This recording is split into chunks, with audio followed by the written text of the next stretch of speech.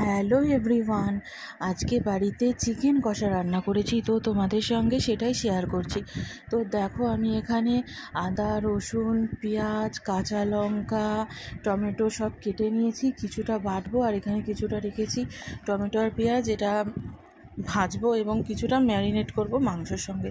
তো যেটা বাটার জন্য রেখেছিলাম সেটা মিক্সিতে গ্রাইন্ড করে নিয়েছি।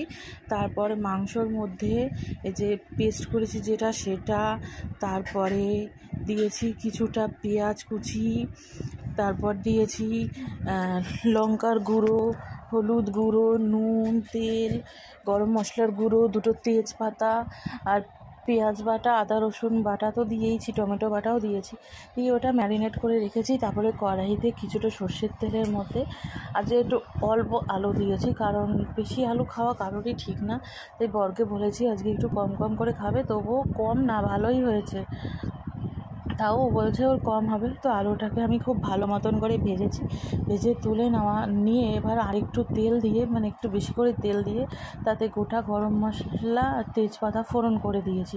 তার মধ্যে সামান্য চিনি দিয়েছিলাম তেলের উপর কালারের জন্য। তারপর তার মধ্যে আমি পেঁয়াজ কুচি দিয়ে দিয়েছি, এখানে অল্প পেঁয়াজ আছে, বেশি পেঁয়াজটাই আমি মাংসটার সঙ্গে মাখিয়ে রেখেছিলাম, আর কিছুটা পেঁয়াজ আমি বেটে দিয়েছি, মানে 3 রকমভাবে পেঁয়াজ দিয়েছি।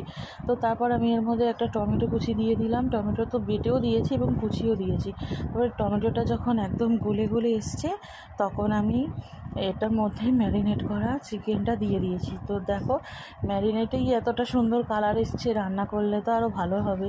তো দেখো, এবার এটাকে আমি ভালো মতন করে কষাবো।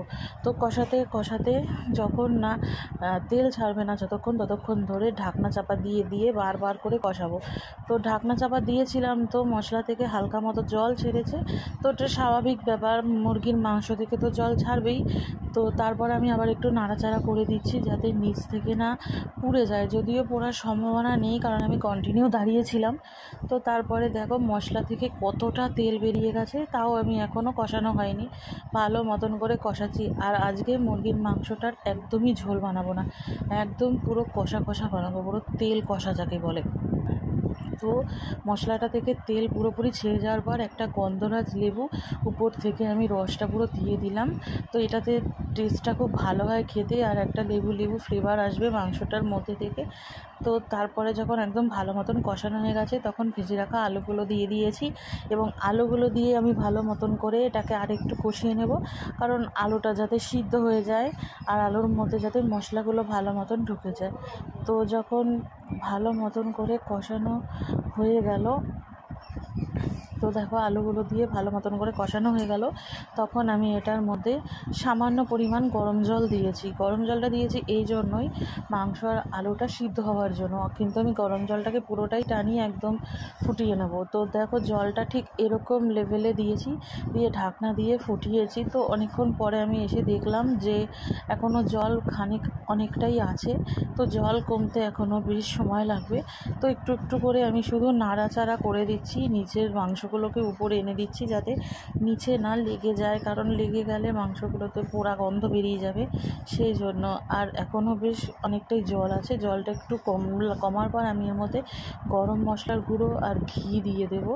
ঘিটা দিয়েছি, দিয়ে আর গরম মশলা দিয়ে আমি আরেকটু ভালো করে নাড়াচাড়া করে দিচ্ছি যাতে গরম মশলাটা পুরোটা মাংসের মধ্যে চলে যায়। আর ভালো মতন করে নাড়াচাড়া করতে করতে দেখো মাংসটা কিন্তু জল আর নেই, পুরোটাই শুকনো হয়ে গেছে, এবং এগুলো কিন্তু পুরোটাই তেল।